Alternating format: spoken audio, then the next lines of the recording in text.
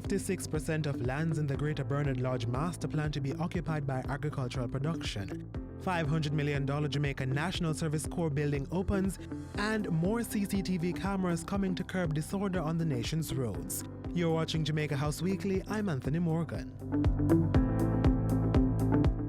We have revised the master plan, which is now 5,384 acres, of which 56%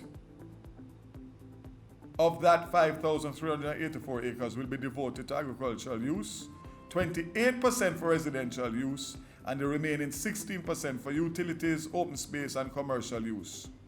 We therefore have increased the agricultural allocation from 43% in the first master plan to 56% in the revised master plan.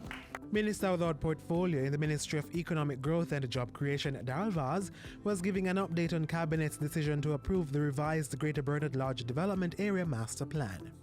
At a press conference Friday, Minister Vaz said the development would improve several areas of infrastructure, including potable water, sewerage, waste management, drainage, and road rehabilitation. Aquifer protection and the regularization of agricultural lands will also be facilitated. Minister Vaz announced that the infrastructure upgrade and maintenance within the area would be accommodated by a cess to be paid by purchasers and lessees. A performance clause will be attached to the lands sold and leased to ensure the properties are fully utilized.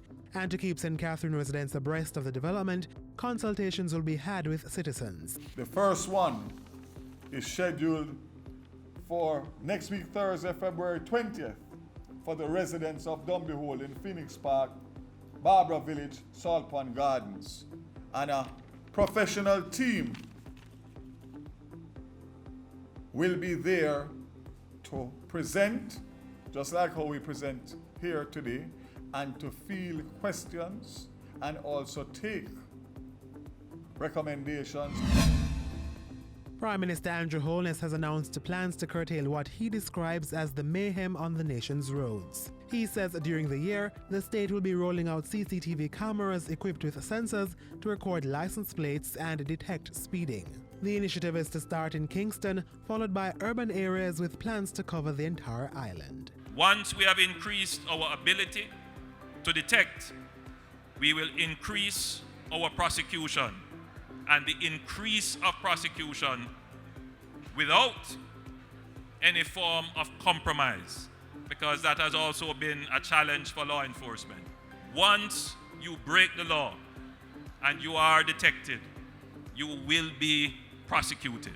The Prime Minister made the announcement last Wednesday as he opened the Jaguar Land Rover showroom on February 12.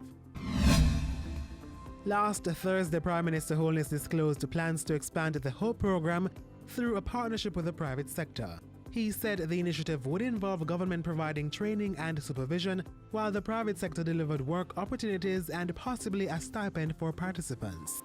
If the private sector were to truly come on board using this methodology, who knows, maybe we could, in the first year, add 2,000 to 3,000 more.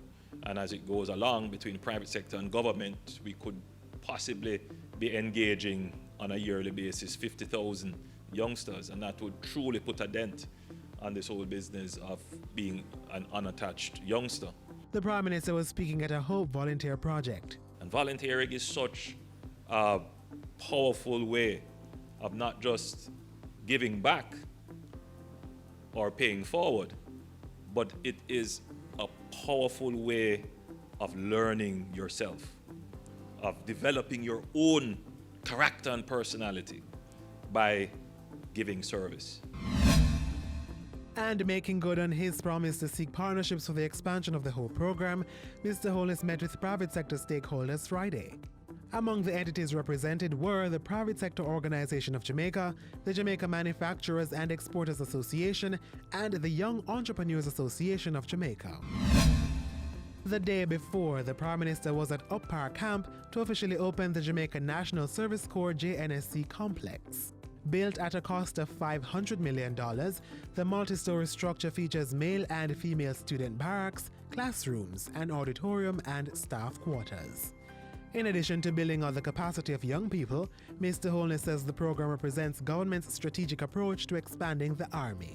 We expect that as we expand the program and we get everybody engaged, to improve innovation in the society, to improve the level of social and philanthropic activities in the society.